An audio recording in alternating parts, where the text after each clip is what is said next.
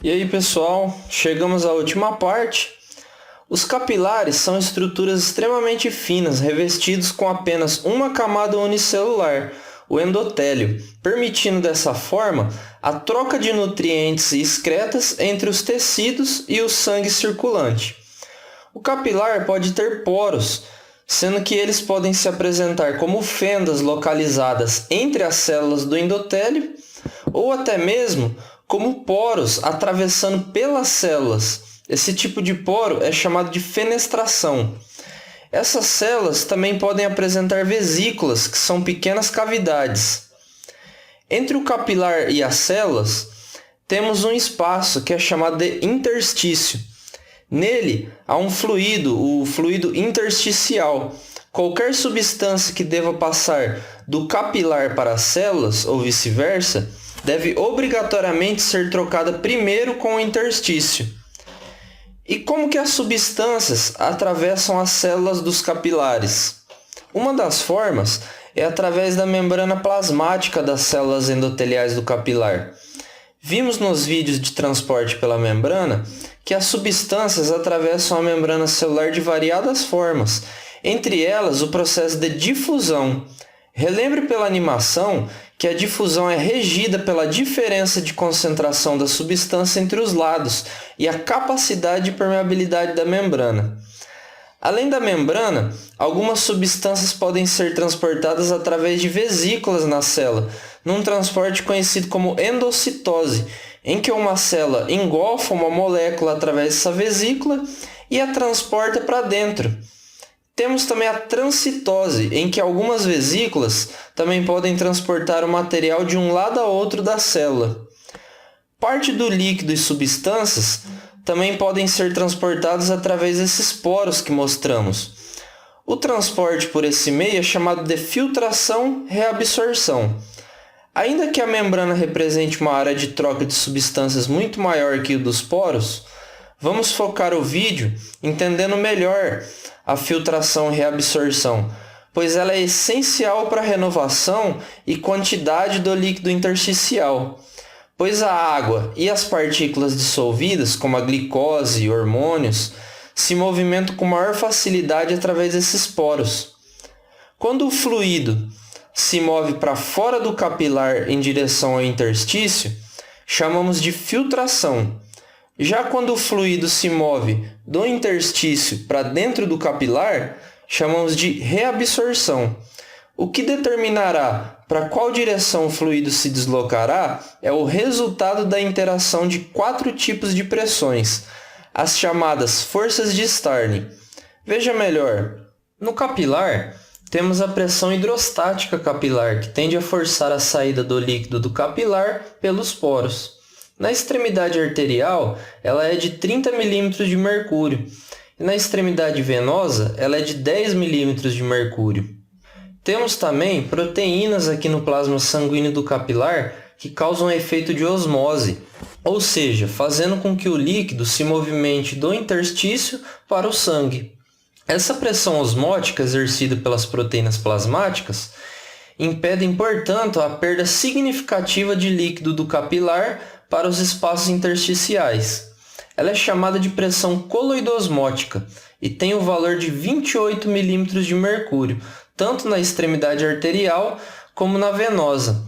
Cabe lembrar que no interstício também temos líquido e proteínas, portanto pressões exercidas.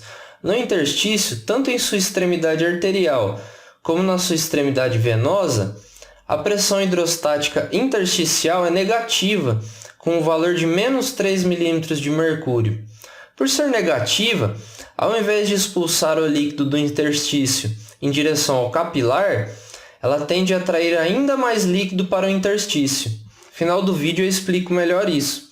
As proteínas que estão no interstício criam uma pressão coloidosmótica intersticial de 8 mm de mercúrio em ambas as extremidades do capilar. Visto essas 4 forças atuantes e seus respectivos valores, vamos enfim calcular a pressão efetiva resultante e ver se ocorrerá a saída, filtração, ou a entrada do fluido capilar, a reabsorção. Começando aqui pela extremidade arterial. temos 30 milímetros de mercúrio de pressão hidrostática capilar a favor da filtração, mais 8 de pressão coloidosmótica intersticial a favor da filtração, e uma pressão hidrostática intersticial negativa de menos 3, que, como eu tinha dito, por ser negativa, ela também vai a favor da filtração. Somando essas três, temos um total de 41 milímetros de mercúrio a favor da filtração. Temos por último a pressão coloidosmótica capilar, que é de 28 milímetros de mercúrio, e acaba fazendo o contrário, indo a favor da reabsorção. Portanto, 41 de filtração menos 28 de reabsorção, ainda nos sobra um saldo de 13 milímetros de mercúrio a favor da filtração. Indo agora para o lado venoso, observe que a pressão coloidosmótica e hidrostática do interstício tem o mesmo valor do lado arterial. Porém, o valor da pressão hidrostática capilar cai para 10, o que resulta num valor total de apenas 21 milímetros de mercúrio de pressão a favor da filtração. Como a pressão coloidosmótica capilar a favor da reabsorção se mantém na extremidade venosa com o mesmo valor de 28, acabamos tendo um saldo de 7 milímetros de mercúrio a favor da reabsorção. Concluímos, portanto, que no lado arterial temos pressão resultante que tende a deslocar o fluido para o interstício, ou seja, ocorre filtração. Já no lado venoso, temos pressão resultante a deslocar o fluido para o capilar, ou seja, reabsorção. Outra forma de demonstrar esses dois resultados é utilizando a fórmula matemática, em que pressão efetiva de filtração é igual a pressão hidrostática capilar menos pressão hidrostática do interstício menos pressão coloidosmótica capilar mais a pressão coloidosmótica intersticial. Aplicando essa fórmula, chegaremos aos mesmos resultados da explicação anterior. Pela fórmula, o resultado positivo simboliza filtração, e se o resultado der negativo, significa reabsorção. Com esses resultados, veja que na extremidade arterial teremos a saída do oxigênio do capilar para depois ser distribuído às células. E na porção venosa, temos a entrada do dióxido de carbono para o capilar, para depois ser eliminado pelo corpo. Para encerrarmos como nos outros vídeos, segue 2 pontos adicionais.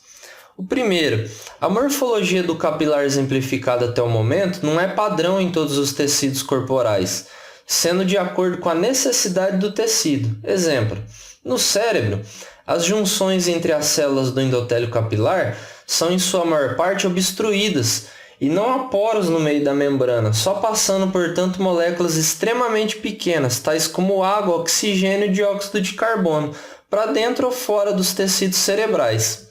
Já nos capilares do glomérulo renal, temos grande quantidade de poros pelo meio das células endoteliais, permitindo assim a passagem de enormes quantidades de substâncias iônicas e moleculares para serem filtradas sem terem que passar pelas fendas entre as células.